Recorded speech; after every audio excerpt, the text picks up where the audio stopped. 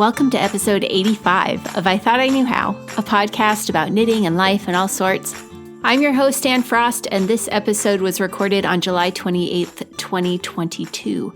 This is the last of our 5-episode series of interviews and our first half of season 7. Today, I'm talking with Linda and Lisa from Wool Decanted, a new yarn company in the UK who is focusing on producing British-grown and processed wools. Their newest yarn is debuting soon, and you're getting a bit of a preview here on the show. Let's begin. Very big thank yous go out at the start of the show to Deb and Karen for becoming patrons of the podcast over at patreon.com/IThoughtIKnewHow. Teamwork makes the dream work, and my patrons are part of the team. Their contributions help me pay the bills associated with the podcast, including random things that pop up, like needing to replace a mouse that has been driving me bonkers for the last few months. It was one of those things that got progressively worse over time in a way that you don't really notice how bad it is. You just sort of put up with it without realizing how annoying it is. Yeah. Thank you for providing the funds so that when I realize I have that situation going on, I can just go get new equipment. My patrons, you are the best. Learn more about the benefits you can receive as a patron by visiting patreon.com/IThoughtIKnewHow. Big thanks to Knit New Haven for sponsoring the podcast. I will be kicking off my travels along the I91 Shop Hop at Knit New Haven. All the shops along the way this year will have a free pattern for those who visit. Plus, Knit New Haven will be featuring several different kits, including kits to knit the Bonnie Isle hat, this year's Shetland Wool Week hat, designed by Linda Shearer. They will also have a new stock of plied yarns from Corinda Collins and Ann Weaver in stock for the shop hop, so come along and grab them while you can. Each of the shops along the tour will have the yearly canvas bag and passport for sale, so you can pick one up and start where you like.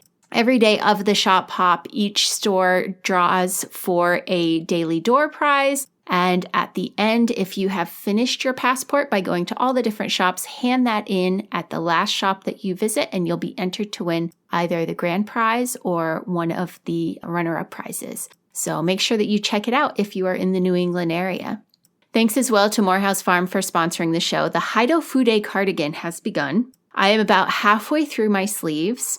It is lace, yes, but the rows are so long and the pattern is still fairly simple. So I've actually been using this pattern as my TV/Zoom/car knitting project for the last few weeks. It's a casual knit along, so feel free to hop in over at MorehouseMerinoFlock.com.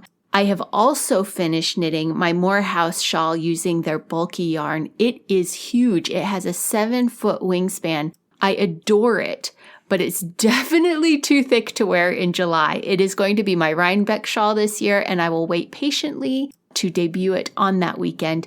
I was just at U&U Fiber Arts this afternoon. That is my yarn store over in Windsor, Connecticut. They are also on the I91 Shop Hop, and I got a little sneak peek of the pattern that they will be giving out, and it uses brioche in a very intriguing way. That's all I'm going to say about it. They will also have kits for various projects, including a new shawl design that is really lovely and plays with many different stitches. On Saturday, August 13th, which is the first Saturday of the shop hop, Rachel has invited a bag maker and 2 yarn dyers to set up stalls in front of the shop, so plan your visit accordingly. You guys, we are at the end of this half season already. Thank you to all the folks who sat down for interviews during this time. I have enjoyed hearing back from listeners about how you heard about folks for the first time on the show, or maybe you finally decided to give one of their yarns or patterns a try after hearing their story. I love that. We need to be supporting these folks if we want to have access to their products and creativity. I have a relatively new company to introduce you to today. Wool Decanted came to be during the pandemic, if you can believe it, when Linda and Lisa heard about the plight of wool producers in the UK who were facing a depressed wool market to the point that they were just burning their wool to be rid of it because transporting it to the wool board would have cost them more than they'd earn by selling it. I have had a chance to try some Wool Decanted yarns, and I was very pleased with the experience. I plan to use the hat I knit with some of it as the background for the episode image, so that's a bit of a glimpse for you. But be sure to hop over to their website and look at it all. The yarn has life and character and a lovely feel to it. And rather than continuing to gush on about it, I'll let you have a listen for yourself. Linda is the first voice after mine that you'll hear with her lovely Scottish accent, and Lisa joins in after her. Please enjoy my talk with the ladies of Wool Decanted. I like to always start with finding out how you first got involved with fiber crafts. Well, for me, I've been knitting since I was at junior school in Scotland. And, both my mother and my grandmother knitted, as most women of their generation did up there. And so I learned it from them. I can't actually remember them teaching me, but I definitely learned it from them. I've obviously gone through phases of knitting lots, then not knitting at all. But especially in recent years, I've got the bug again and I'm really enjoying my knitting. So that's how I started. Wonderful. Did you have it in school too, as a class? Funnily enough, no. At school, we were taught to sew and we never had any knitting. So I know that's why it was my mother and grandmother who taught me. I'm a new knitter. So I started knitting actually when we created the company. When I was at school, it was home economics, so you were also taught to sew, not to knit. So I didn't come from that background. My mother didn't knit actually. I'm now totally addicted to it. I really, really enjoy it. And my best work so far, I think, has been designed by Tin Can Knits, which is the triangular hat, which I did in a lovely deep grey and natural cream colour. And I think it's quite interesting to bring a different perspective to the company. So Linda is a real expert at knitting, but I'm the new beginner, so I can share my experiences to new knitters as well. Yeah, that can be very helpful because, once you've gotten into something for years, you forget what it's like as a beginner. So that's wonderful. Wool Decanted is a relatively new fiber producer. What inspired you then to make the transition from a fiber user to a wool producer? Yes, I had just retired from corporate marketing. So I worked in corporate marketing for 30 years and I wasn't quite ready just to give up work. I wanted to do something. And I guess it was always our dream to actually create something and have our own business, really. And we also wanted to give back something to where we live. So Linda's always been an avid knitter and took this up again during COVID. And then we heard all the really sad news coverage about British farmers and fleeces. And basically because of COVID, there'd been a huge downturn into the wool market, which meant that many of the fleeces were being burnt in the UK. They were seen as worthless and the cost they were getting didn't even cover the cost of shearing, basically.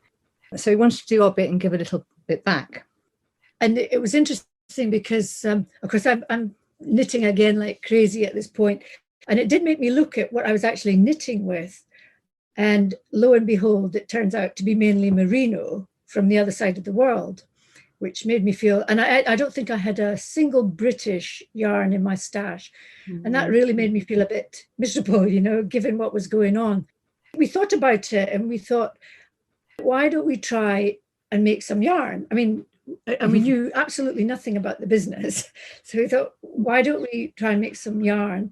And we sort of did a little bit of research and found the Natural Fibre Company. So it was the Natural Fibre Company who helped us with the journey going forward.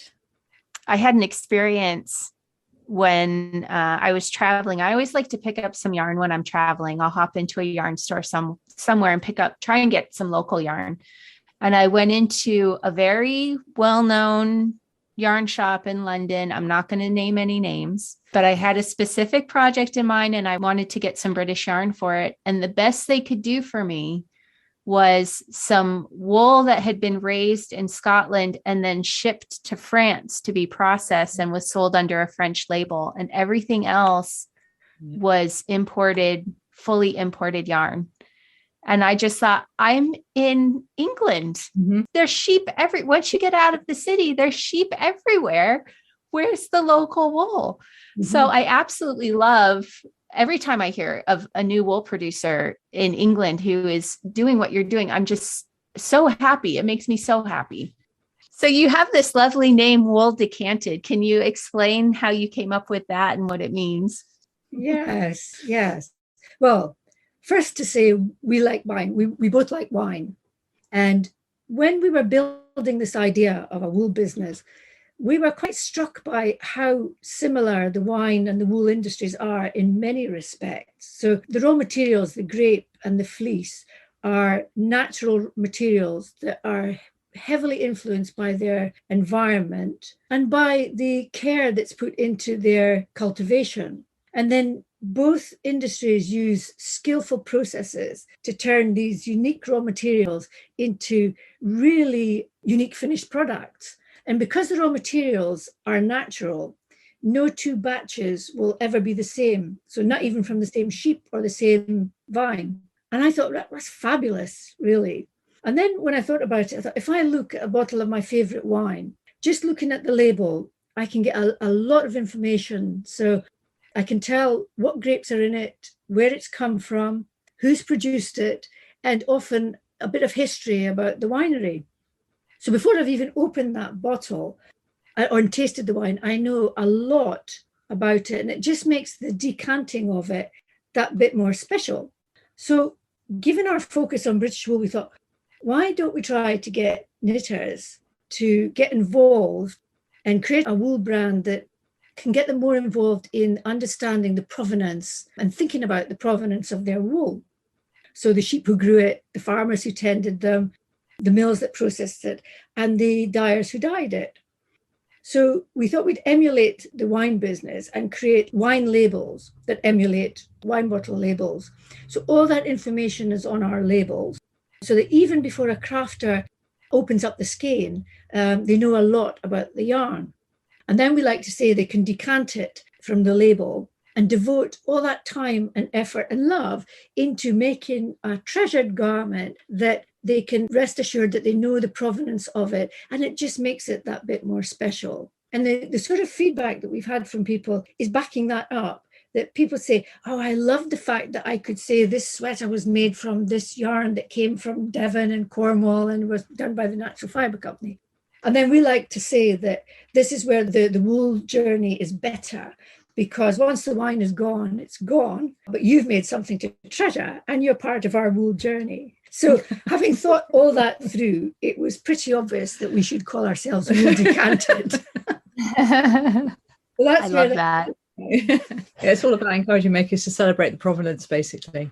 The wine, you celebrate the taste and everything. The same is true of yarn. You should be celebrating where it's come from and all the makers that went into making it. We're trying to keep the wine analogy not too over the top, but to keep it consistent. Well, I love and appreciate that you put the breed information on the wool. I find that very helpful. That's something I'm trying to educate myself on as a knitter, how these different wools perform and the different values that they can add to a finished garment or item that I've knit. So sometimes it's really hard to find that information out, and you have it right there on the label for the end user. So that's very much appreciated. Why do you think it's important for knitters and fiber crafters to have that specific information? We think it goes back to what we do know is that we know a lot of time, effort and love goes into creating both knitting and crochet projects. And we want to really reward those projects by creating really beautiful yarn and celebrate this wonderful local natural resource and the provenance of the yarn itself.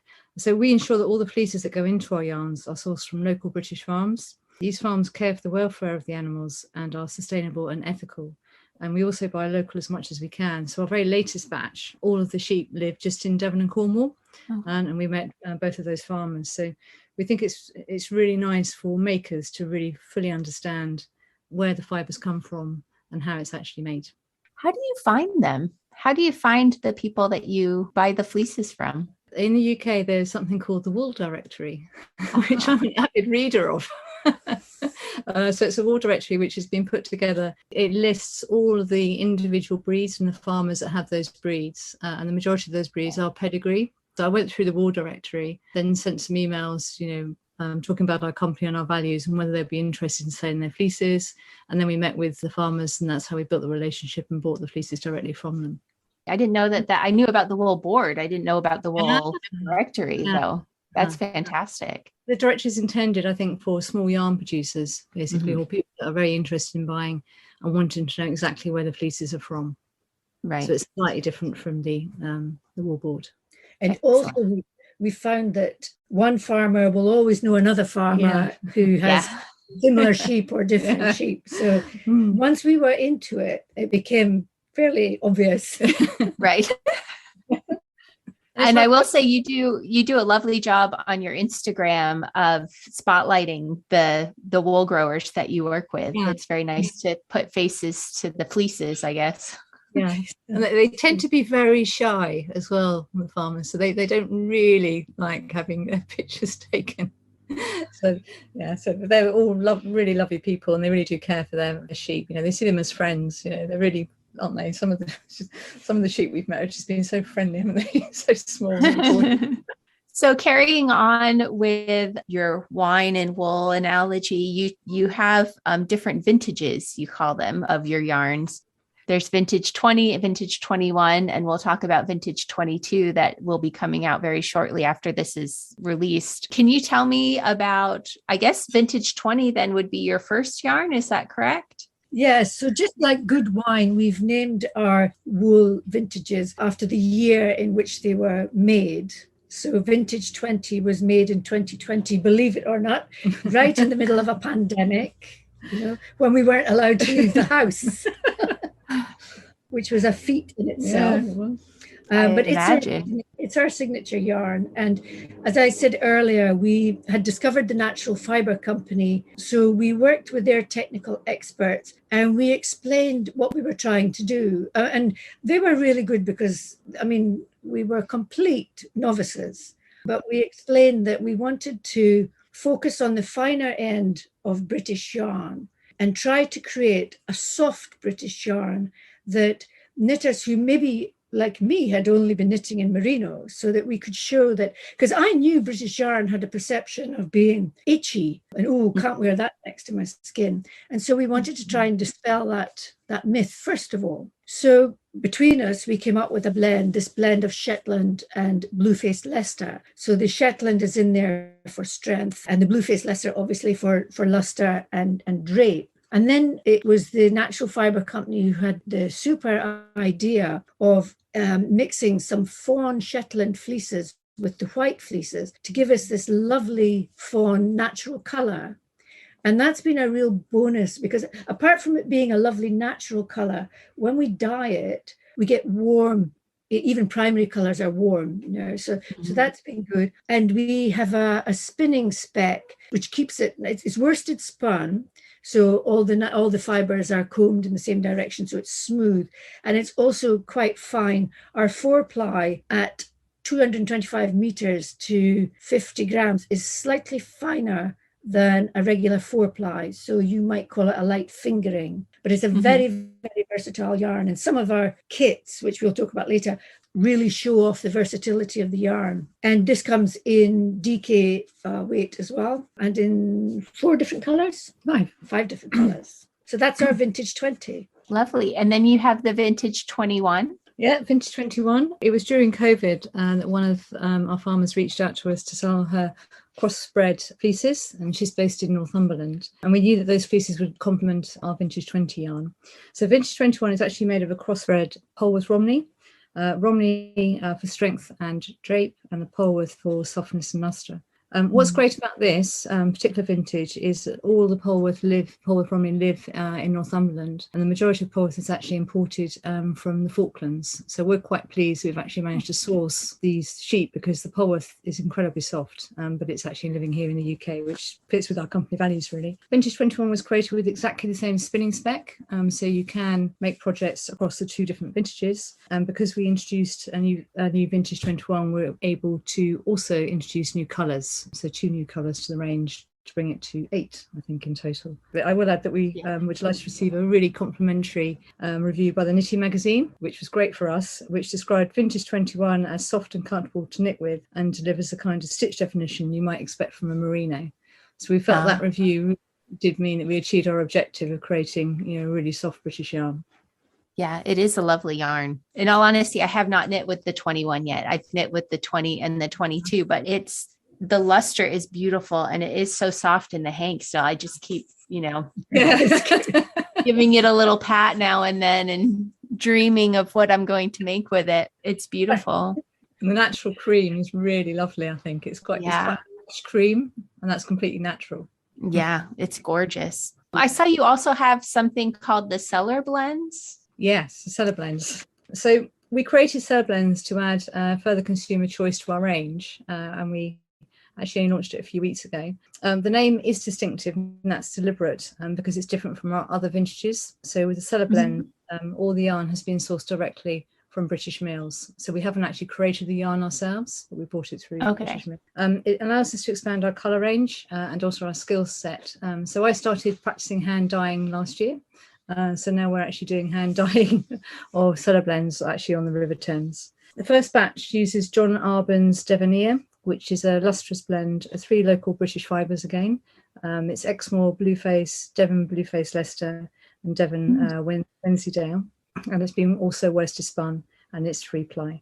We launched Cellar Blends a few weeks ago, so we've added 9 additional colours to our range, and it's available in a range of dusky pinks and purples, lush greens, and deep orangey reds. So it's quite a nice, rich colour palette. So we're quite pleased with Cellar Blends actually, and it also allows us to buy from other British mills as well. So, and also we have a slightly lower price point for that too.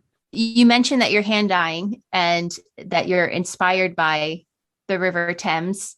Can you tell us about some of the colors that you've come up with and the inspiration for that? We're very lucky that we live on a houseboat on the River Thames, and we're quite inspired by the beautiful surroundings. So I won't go into each example because there's too many, but I'll just throw a couple at you. One of the yarns is called, the colour is Lazy Hazy, and that's inspired by the beautiful sunrise that we see on the island in the morning. The Shepherd's Delight, that's inspiration from the lovely red river sunset that we see in the evenings. And Silver Ripple, which is the beautiful lights that create lovely ripples on the river during the night. So we've created 6 unique colour names, I think, in total. Yeah. And on the website, you'll see photographs from the island which sort of depict the colours. It's difficult to do it just in audio without a picture, but when you see the picture, the correlation between the inspiration and the colour. I'll put a link in the show notes so people can hop right over and take a look at the color images there that you have. They're beautiful. It's beautiful photos and lovely colors you've come up with. So what I'm very excited to talk to you about is your Vintage 22, which is coming out very, very soon after this episode will air. And that is a yarn that has been developed from some Fetlar wool growers. They're in Shetland, which people know I'm a huge fan of Shetland. Talk about it all the time. So I have a hat here that I knit. I'll have to put a picture up for people to see, using the natural white and the sort of Moret brown colors, using a tin can knits pattern.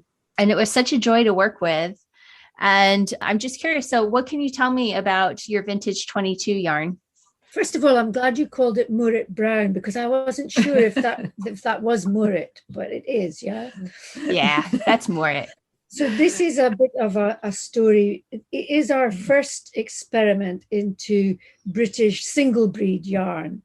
And as you say, these fleeces come from Shetland sheep on the island of Fetlar, which is one of the northernmost islands of Shetland. And it really was a bit of a spontaneous experiment, which started when a neighbour on our island here mentioned that his relatives have Shetland sheep on Fetlar, and wouldn't it be interesting to try their fleeces?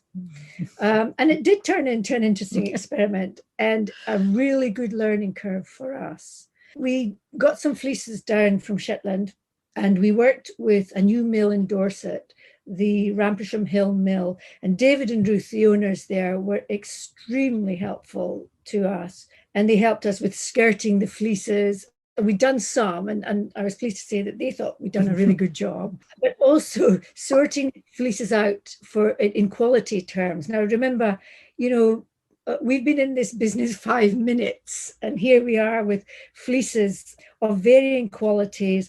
And up until now, we've been working with farmers that we knew and pedigree fleeces of consistent quality. So this was a brilliant hands-on lesson. And so then the processing started. And during the mill processing, we learned about ruing.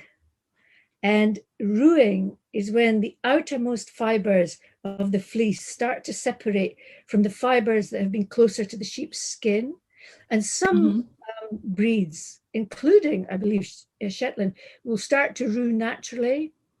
And I think because the shearing is done quite late in the year, often in Shetland, so far north, this can happen. And what happens is the resultant yarn has thick and thin pieces along its length. And so it's got a sort of uneven staple, and that's known as slubby yarn. And so some of our finished yarn was in the slubby category. Unfortunately, this is now quite trendy and interesting fabric textures. And I mean, I've tried it myself, and you know, I like it. What is beautiful about the fleeces and the resulting yarn are the colors.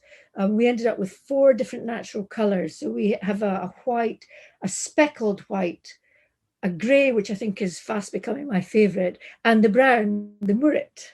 And it's definitely different yarn to our vintage 20 and vintage 21, but it is full of character. And we've tested it quietly on the side with a few people, and you'll get people who say, no, I don't like that, and others say, I love that. That's exactly my type of yarn. So it is our first experiment. We will launch it at Unravel as a limited edition, and we'll be very, very interested to see the response we get. And if it's good, then we'll do the numbers and the economics and see how we can progress it from there. But in terms of working going forward with single breeds, I think it's definitely start of something new for us. People can't get to Unraveled. Will you put any remaining yarn on the website for them to order? Yes, yes. We'll put it, I guess we put it on at the same time, really, to be fair. Because we'll take part in, if Unravel are doing their Unravel at home, we'll take part in that. So it would be unfair to just offer it at the show and not on the website. Yeah, okay. We'll make sure people know to look out for that. Yeah. Even though it's limited edition, there's enough to go around. Yes. Okay.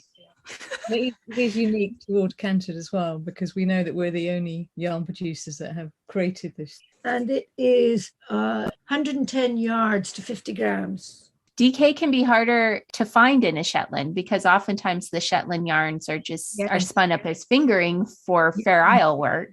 Yes. So there's not as many DK producers out there. So that's one thing that you definitely have going for you. Yeah. And then I'll also add that I did a 3-color hat using the Fettler, which will be the vintage 22 when it's released, for 2 of the colors, and then the vintage 20 as the 3rd color. And then it all played well together. Right. And I think part of that is because the vintage 20 has some Shetland in it as well, so it all just sort of tied in very well together. Yes, we're hoping that we can continue that. So with vintage 21 and vintage 20, it was a conscious decision to try to complement each other. With Fettler, you're right. That I have to say it's probably more accidental, but yes, it was Shetland, therefore it was familiar to us. So it's really good that they're all merging together. Another thing I wanted to talk about with you is you have quite a few kits available on the website, which I know is very helpful for knitters, especially when they're trying a new yarn, right? Because they don't quite know what to use it with, how to play with it. And so you've taken that guesswork out of the equation for them. Do you want to tell us about some of the kits that you have available? Yeah, I mean, that was a very early lesson for us, that it was very, very important to provide inspiration in the form of finished garments to show how the yarn knits up. And we find that putting these on display at the yarn shows really attracts attention. So it was one of the good first things that we did. Our first designer collaboration was with Marina Skua, who's a British designer based in Bath. And Marina really liked our vintage 20 in its natural colour. So she first designed the Dryopteris top, which is a lovely, lightweight, sleeveless top, knitted from the bottom up with panels of diagonal travelling stitches up the sides that continue around the armhole to the shoulder. And it was designed in our 4-ply weight. So it's a long knit, but it's a sort of soothing knit, if you like, in the 4-ply. And the second design by Merino was the pediment jumper in vintage 20 DK. Pediment has a simple drop shoulder shape mostly in stockinette, but with a fabulous wedge-shaped section of moss stitch at each side, giving rise to the pediment name coming up from the hem. So they were the two projects we did with Marina, and they were a great introduction for us. Then we worked on a collaboration with Jeanette Hussein, who works under the brand Jeanette Knits. She's a lovely Latvian designer based in England, whose designs are influenced by Latvian culture. Jeanette designed the Makkin pullover using our vintage 21 DK yarn in a stunning color combination of Storm, which is our dark gray, and River Time, which is our sort of greeny color. And we've had a lot of compliments about that color combination. And Jeanette explained to us that in Latvia, as the winter slowly turns into spring, Latvians celebrate Metteni, and they say goodbye to the winter and welcome the spring, a new beginning. And this design features one of the Latvian power signs, Metenis, which is the symbol of a new beginning. So that's a nice story. So they're the three designer collaborations that we've had, and there are kits for all three designs on our website. And of course, each one has enough yarn for the size that you choose. And we'd really welcome collaborations with other designers. So if any of your listeners are knitwear designers and interested in collaborating with Wool Decanted, we're open for discussion. Particularly, we would encourage designers to think about our river surroundings for inspiration. We'd like to try and build up that theme. But in the meantime, to provide further knitting inspiration, we've been choosing designs that we think work well in our yarns and knitting them up as displays and creating kits for those. And a couple of the most popular are two shawls by the Australian designer Helen Stewart, the Hinterland shawl and the Spindrift shawl. Both of these are interesting in that they were knitted in our 4-ply yarn, and I used slightly larger needles than you would for, let's say, the Diopterus top. And what has resulted is this terrific fabric, which is soft, but the stitch definition is superb. And that's particularly on the Hinterland shawl, which, is a combination of stitch texture and stranded knitting. So I'm very pleased with that. And they have both been very popular at shows. And then another fun one was the ESP hat by Kiyomi and Sashiko Bergen from their Moon and Turtle book. And this is a really fun knit. It's DK knit, and it looks really complex, but it's not. It almost looks 3D. I don't know if you've seen it in their book, but it's a mix of stripes and geometric patterns. And I knitted it in our Vintage 21 Storm and Natural with Vintage 20 Lazy Hazy as the contrast. So they're the sort of most popular kits, and actually the ones I had most fun knitting. So you've mentioned you have Unraveled coming up very shortly. And what's next for Wool Decanted? Any other shows other than Unraveled, or any other plans you want to share with us? We're determined, first of all, to stick with our focus on British wool. And sometimes it's not easy. But we feel in a relatively short time, we've created a small business with scope for springboarding to larger scale if we apply some good strategic thinking. So we've got our signature British blends, the Vintage 20 and Vintage 21, our first experiment with the British single breed yarn in Vintage 22, and our first venture into hand dyeing British wool with Cellar Blends. And actually, Lisa didn't mention, but this summer we'll be venturing into botanical dyeing with plants grown in our garden, which I'm looking out on now. And we're getting great customer feedback, direct feedback at shows and online about all of those yarns. So we think we've made a pretty good start. And basically, we'll be aiming to build more scale into each of those areas with some careful planning and hopefully lots of customer exposure. And so, we will be at Unravel in Farnham at the beginning of September. We're really excited and a little bit nervous to be doing Yarndale in Yorkshire for the very first time. It's a big one. At the end of September. And we've been told how big that is. I'm terrified. Yes. And then the other one I can think of is Stitch Fest in Devon. Again, that'll be for the first time. But I mean, we're on Instagram. We can be found on Instagram and Facebook as Wool Decanted, and on our website, wooldecanted.co.uk. And we love it when people contact us directly by email on hello@wooldecanted.co.uk. So that's us. Well, I will make sure the links to all of that are in the show notes to make it easier for people to get to you. And again, I just want to say thank you for doing what you're doing. Thank you for creating these beautiful British yarns locally, helping out the wool producers who are producing this wool so it's not ending up burned, but it's getting to us knitters so that we can appreciate it. And thank you for spending some time with me today. And thank you for spreading the word. Yeah, thank you. Again, I encourage you to hop over to the Wool Decanted site. I love their mission. I love their yarn. And I love that they saw a need and stepped into the void to do their bit to solve the issue. Thank you again to Linda and Lisa of Wool Decanted for everything you are doing for the wool community.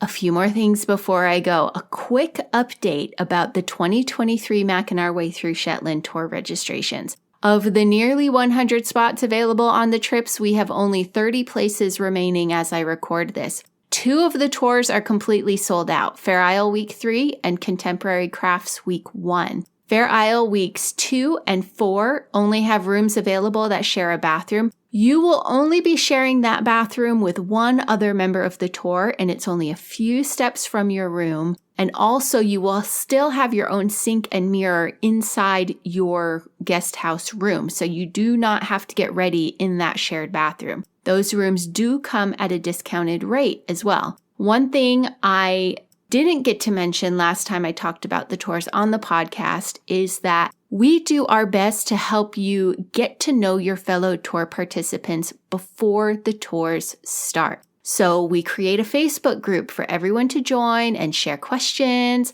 and take part in knit-alongs. We also host a monthly online knitting time through Zoom.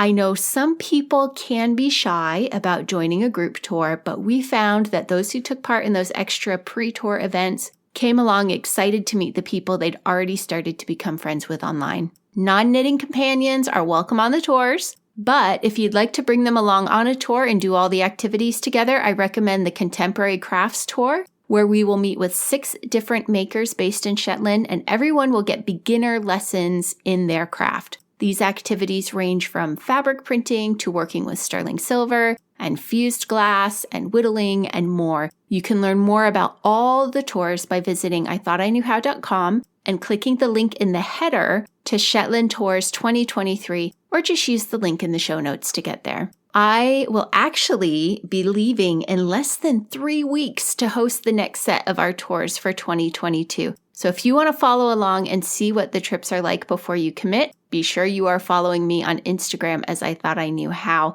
And if you're coming along, I'm really looking forward to seeing you there. This is going to be our last episode for a while. As I mentioned, I'm leaving in just a few short weeks to go back to Shetland, and I'll be gone all the way through Shetland Wool Week. The next episode will be in October. I'll fill you in on all my travels and woolly adventuring when I get back. As it stands, it looks like I will be at Rhinebeck Sheep and Wool after all, so if you see me at Shetland Wool Week, or at Rhinebeck, or even at the New England Fiber Festival, be sure to say hi. My hope is to be back to podcasting before all of that kicks in, though, so I'll remind you then too. Enjoy the rest of your summer if you're listening from the Northern Hemisphere, and make the most of your remaining sweater weather if you're in the Southern Hemisphere. Take care, everyone. Until October. Thank you for listening and knitting with me for a bit. If you'd like to support the show, please visit patreon.com/ithoughtIknewhow to make a monthly pledge. You may also consider making a purchase from one of our sponsors by visiting the website ithoughtIknewhow.com and clicking the link at the top that says Be a Booster. While you're on the site, you can also find the show notes for each episode. Thank you ever so much to my patrons, to Knit New Haven, and to Morehouse Farm for sponsoring the podcast. Find me on my social media accounts as I Thought I Knew How, except on Twitter, where it's just Thought I Knew How. The groups on various platforms are all called I Thought I Knew How Podcast. Until next time, may you be blessed with stitches that never drop, yarn without joins, and plenty of time to knit. Bye, everybody.